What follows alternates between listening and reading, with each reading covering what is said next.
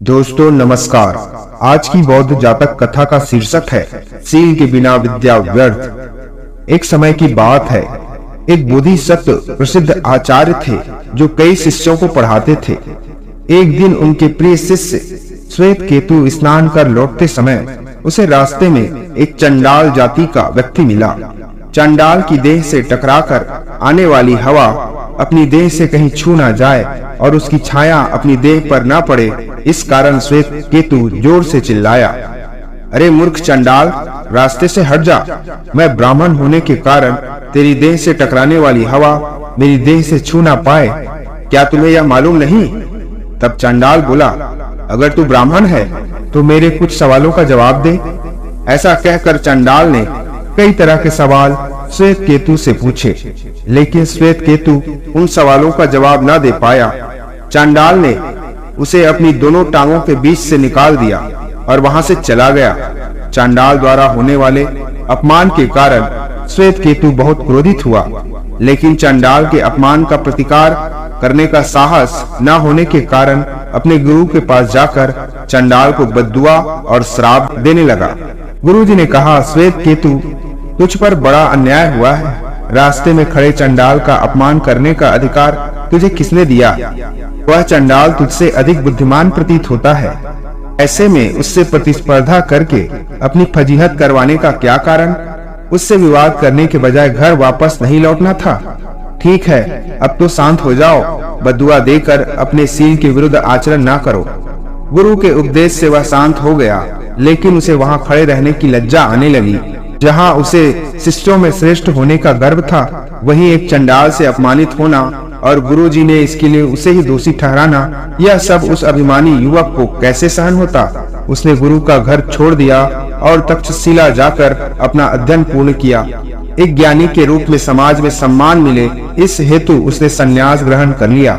कई शिष्य बनाकर और उन्हें साथ लेकर वाराणसी आकर नगर के बाहर रहने लगा। राजा ने उसका उचित आदर सत्कार कर उसे शिष्यों के साथ रहने के लिए अपना एक उपवन दे दिया। राजा ने एक दिन संध्या के समय मिलने के लिए आ रहा हूँ ऐसा संदेश भेज दिया। राजा मिलने के लिए आ रहे हैं यह पता चलते ही श्वेत केतु ने तपस्या करने का बहुत बड़ा पाखंड रचा।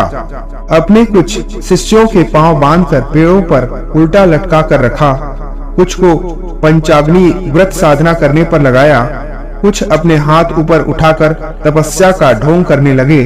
स्वयं श्वेत केतु कुछ शिष्यों को आसपास बिठाकर एक किताब लेकर उसका विश्लेषण करने लगा। इतने में राजा अपने अमात्यों के साथ वहां पहुंच गया।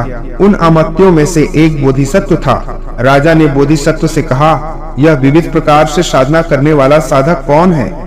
उनके इस प्रकार की साधना के आडंबर का क्या उपयोग? उनके इस प्रकार साधना करने से यह दोष मुक्त हो जाएंगे? तब बोधिसत्व बोला, महाराज, अगर मनुष्य का सील शुद्ध नहीं होगा तो वह तपस्या करने या ज्ञानी होने का कितना भी ढोंग करे, उसे जरा भी लाभ नहीं होने वाला। राजा तथा बोधिसत्व का यह वार्तालाप सुनकर श्वेत केतु के मन में बड़ी चिढ़ उत्पन्न हुई। वह बोला, आपके कथन के अनुसार सदाचरण के बगैर मुक्ति संभव नहीं है।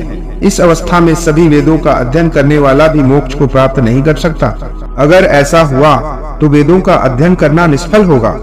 बोधिसत्व बोला, वेदों का अध्ययन निष्फल है ऐसा मेरे कहने का आशय नहीं है। वेदों के अध्ययन से लोगों में ख्याति प्रतिष्ठा होती है, लेकिन सदाचरण से ही मोक्ष प्राप्त होता है।